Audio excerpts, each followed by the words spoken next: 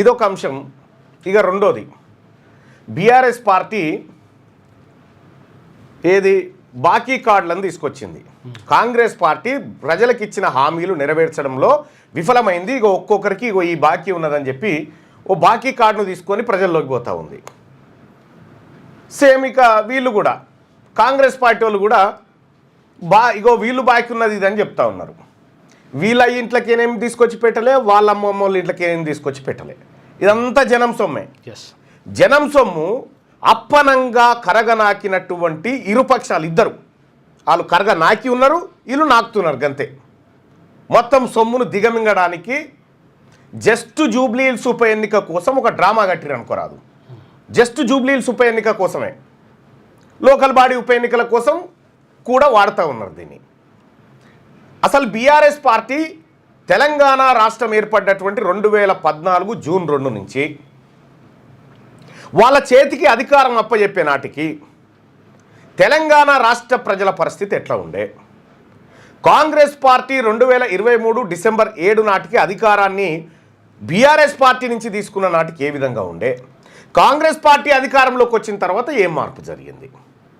ఈ లెక్కలు తెలిస్తే మనకు పక్కగా అర్థమవుతుంది.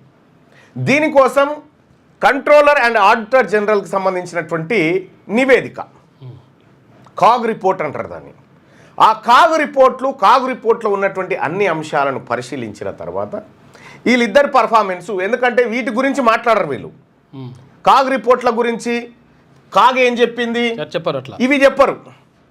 ఇదంతా పాపం కల్వకుంట్ల చంద్రశేఖరరావు గారు ఫామ్ హౌస్లో వ్యవసాయం చేసి పంటలు పండించి ఆ పైసలన్నీ తీసుకొచ్చి పేదోళ్లకు బీసీలకు పంచినట్టుగా, ఇప్పుడు రేవంత్ రెడ్డి గారు కూడా పొద్దంతా పరిపాలన వ్యవహారాలు చూసి రాత్రి ఉపాధి హామీ కూలి పనికి పోయి వచ్చి ఆయన సంపాదించుకొచ్చి ఆయన మనం చాపుతున్నట్టుగా,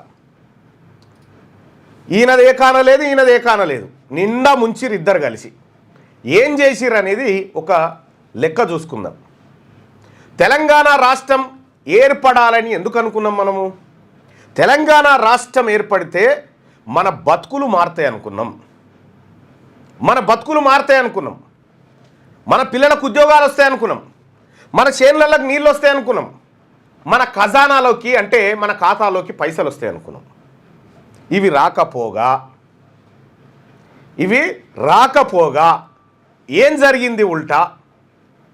తెలంగాణ రాష్ట్రం ఏర్పడితే కేసీఆర్ కుటుంబం బాగుపడుతుందని ఎవరన్నా అనుకున్నారా? తెలంగాణ రాష్ట్రంలో కాంగ్రెస్ పార్టీ అధికారంలోకి వస్తే రేవంత్ రెడ్డి కుటుంబం బాగుపడుతుంది అని ఎవరైనా ఊహించిర్రా? ఒకవేళ వీళ్ళే బాగుపడేది ఉంటే మన శ్రీకాంతాచారి, మన యాదన్న వీళ్ళందరి ఆత్మ బలిదానాలు దేనికోసం?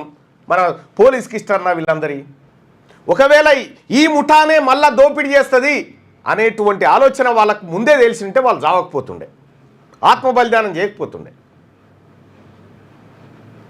ఇక్కడ ఒక నివేదికను చూసుకుందాం మనం. ఇగో ఇది వీళ్ళిద్దరి పర్ఫార్మెన్స్ ఎన్ననే ఉందిగా. ఇటు కాంగ్రెస్ పార్టీ పర్ఫార్మెన్సు, అటు బీఆర్ఎస్ పార్టీ పర్ఫార్మెన్స్. ఈ రెండింటి పర్ఫార్మెన్సు మనకి ఇక్కడ క్లియర్గా కనిపిస్తుంది. తెలంగాణ రాష్ట్రం ఏర్పడ్డ నాటికి, తెలంగాణ రాష్ట్రం మనము ఏపీ నుంచి విడిపోయినప్పుడు 42% అప్పులు తెలంగాణ ప్రాంతానికి పంచిరు. 42% అప్పులు పంచితే తెలంగాణ మీద పెట్టినటువంటి అప్పు ఎంత? తెలంగాణ రాష్ట్రం ఏర్పడ్డ నాడు తెలంగాణ మీద ఉన్నటువంటి అప్పు 72,658 కోట్లు. 72,658 కోట్ల అప్పు ఉండే మనకు. అంటే అప్పుడు ఒక తలకు మనకు ఎంత ఉందంటే తెలంగాణలో ఉన్న ప్రతి తలకు 20,254 రూపాయలు అప్పు ఉండే. తెలంగాణ రాష్ట్రం ఏర్పడ్డప్పుడు 20,254 రూపాయల అప్పు ఉండే తలా ఒకరికి. ఇప్పుడు లైవ్ చూస్తున్నారు కదా మీరు, ఒక్కొక్క తలకు 20,254 రూపాయల అప్పు ఉండే. అప్పుడు 20,000 అప్పు ఉండే అప్పుడు ఒక్కొక్కరికి. ఇక తెలంగాణ రాష్ట్రం ఏర్పడ్డ తర్వాత మనం ఏమనుకుంటాం? మనం తెలంగాణ రాష్ట్రం వస్తే మన బతుకులు మారుతాయి అనుకున్నాం కదా. ఈ బతుకులు మారకపోగా తెలంగాణ రాష్ట్రం వస్తే ఈ అప్పులు మాఫీ అయ్యి మనమంతా సుఖ సంతోషాలతో ఉంటామేమో అని అనుకున్నాం. చంద్రశేఖరరావు గారికి 2014లో ఇది అప్పచెప్పినప్పుడు మన తలకు ఆంధ్ర పాలకులు మనకు గట్టిపోయినప్పు, మన నెత్తిన పెట్టిపోయినప్పు 20,254 రూపాయలు, అంటే అప్రాక్సిమేట్గా 20,000 అప్పు ఉండే ఒక్కొక్కరి మీద.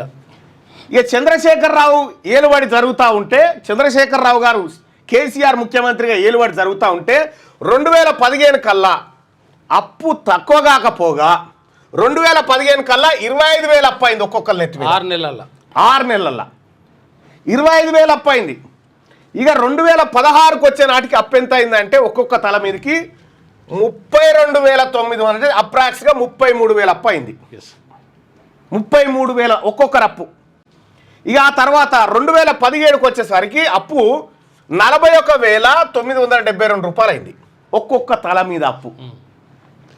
ఇంకా 2018కి వచ్చేసరికి ఒక్కొక్క తల మీద అప్పు ఎంత అయిందంటే 53,512 రూపాయలు అప్పు అయింది మన మీద, ఒక్కొక్కరి మీద. ఇప్పుడు ఈయన మీద, నా మీద, నీ మీద, అందరి మీద. 2019కి వచ్చే నాటికి 59,573 రూపాయలు అప్పు అయింది. ఇంకా కార్పొరేషన్ లోన్లు అవి కాదు, అవి కాక చెప్తా ఉన్నా.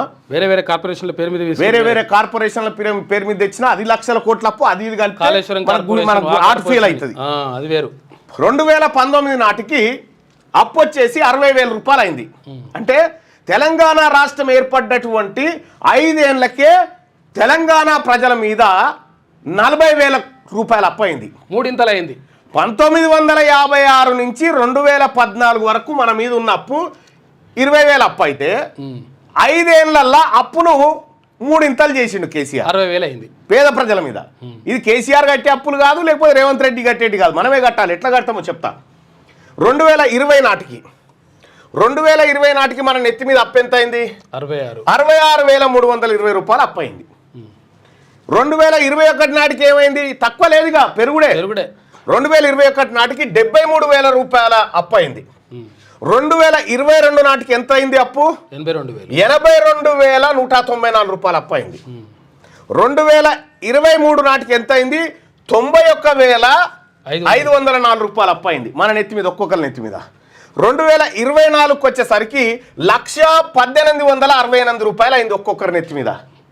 2024 అంటే 2000 ఇక్కడ నుంచి రేవంత్ రెడ్డి గారి 23 తర్వాత ఈ రేవంత్ రాజు గారి, కొడంగల్ రాజు గారి పరిపాలన ఇది.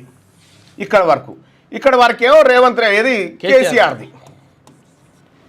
ఈయన మొత్తం అప్పులు చేసిండు, ప్రజలను నిండా మూస్తుండు, కాబట్టి నాకు అధికారం ఇరి, నేను తక్కువ చేస్తా అని ఈయన తీసుకున్నాడు. ఈయన తీసుకున్నాక తక్కువగా ఉన్న అప్పు తక్కువ లేదు. 2024లో ఈయన 2023లో ఈయన కప్పు చెప్తే 24 కల్లా 1,18,68 రూపాయలు చేసిండు అప్పు. మళ్ళీ 2025 నాటికి వచ్చేసరికి ఈ ఏడాది ఎంత అయింది మన అప్పు అంటే 1,12,908 రూపాయలు. ఈ అప్పు మన మీద పెట్టినటువంటి పప్పు. ఇప్పుడు ఎవడు కట్టాలి? ఇది సొమ్ము ఎవడు కడతాడు? రేవంత్ రెడ్డి గారు కడతాడు అనుకుంటున్నావా? కట్టడు. కేసీఆర్ కడతాడా? కట్టడు. వీళ్ళు ప్రాజెక్టుల పేరు మీద అప్పులు చేసి కమిషన్లు కొట్టి ఆ అప్పును వాళ్ళ దగ్గర ఏమని చెప్పారు? ఇగో మా తెలంగాణ రాష్ట్రంలో 4,21,00,000 మంది ప్రజలు ఉన్నారు, ఇలా జుట్లు తాకట్టు పెడతా ఉన్నాం మేము, మీరు అప్పులు ఇరని అప్పు తెచ్చిరు. మనకు తెలియకుండానే మన జుట్లు తాకట్టు పెట్టిరు. ఇప్పుడు మనం కట్టాలి. ఎట్లా కడతాం మళ్ళీ అంటే, పెట్రోల్ ఎంత వస్తుంది మనకు లీటరు? వాస్తవానికి పెట్రోల్ 50 రూపాయలకు లీటర్ రావాలి మనకు. కానీ దాన్ని 100 రూపాయలు 110 రూపాయలకు అమ్ముతారు కదా, లీటర్ మీద 60 రూపాయలు వసూలు చేస్తారు అన్నట్టు మన దగ్గర. అదే పన్ను అవి తెచ్చి ఇవి కడతారన్నట్టు. ఉప్పు, మిరపకాయ, పప్పు ఏది కొన్నా కూడా పన్నులు పడతా ఉన్నాయి కదా, ఆ పన్నులతోటే ఈ అప్పులు కడతారు. ఆ పన్నులతోటే ఈయన బాకీ ఉన్న కార్డు తీసుకుపోయి ఆయనకి ఇస్తుండు, ఆయన బాకీ ఉన్న కార్డు తీసుకుపోయి ఈయనకి ఇస్తా ఉండు. ఇద్దరిది దొంగ నాటకం. వీళ్ళిద్దరు కలిసి తెలంగాణలో వ్యవస్థను, ఆర్థిక వ్యవస్థను చిన్నాభిన్నం చేసిరని కంట్రోలర్ అండ్ ఆడిటర్ జనరల్ నివేదికలు చెప్తా ఉన్నాయి. ఇది నా సొంత కవిత్వం కూడా కాదు, కాగ్ నివేదిక ఆధారంగా చెప్తా ఉన్నాయి ఇవన్నీ. తెలంగాణ రాష్ట్ర ప్రజలారా, మీ పాలకులు మీకు ఏదో మంచి చేస్తున్నట్టు అనిపిస్తుంది కానీ కిందంతా డొల్లనే ఉంది. ఇగో డొల్ల లెక్కలు ఇవ్వని చెప్పి తీసుకొచ్చి పెట్టింది కాగు.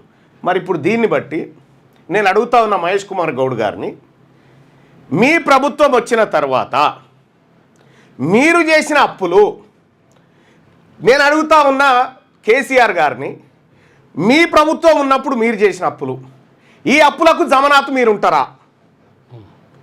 ఈ అప్పులకు జమనాథ్ మీరే ఉంటారా, మీ కుటుంబాలు ఉంటాయా? కట్టకపోతే మేమే కడతామని చెప్తారు. కట్టకపోతే ప్రజలు తాను వెళ్ళకపోతే మేము కడతామని మీరు జమనాథ్ ఉంటారా? ఒకవేళ వెళ్ళకపోతే మా ఆస్తులు అమ్మి కడతామని రాసిస్తారా? ఎస్. మాకేం సంబంధమా అని ఎక్కడో అక్కడ వెళ్ళిపోతాడు. ఒక్క కాళేశ్వరం ప్రాజెక్టే 79% అంచనాలు పెంచిరు, 0 లాభం. అవును, నీళ్లు ఎక్కువ ఏం జరగలేదు, 0 లాభం. అవును. అంటే ఈ 79% నిధులు అప్పనంగా మింగేసిరు అన్నట్టు. అప్పనంగా 79% నిధులు. ఇగో ఇట్లా మొత్తం తెలంగాణ ఆర్థిక వ్యవస్థని చిన్నాభిన్నం చేసినటువంటి కాంగ్రెస్ పార్టీ, ఇటు బీఆర్ఎస్ పార్టీ, ఈ రెండు ఇప్పుడు ఎన్నికల కోసం డ్రామాలు నాటకాలు ఆడుతూ ఉన్నాయి. ఎవడు కడతాడు ఇందులో? ఈ తెలంగాణ రాష్ట్రంలో 62% బీసీలు ఉంటారు. ఈ 62% ఉన్నటువంటి బీసీల నెత్తి మీద 62%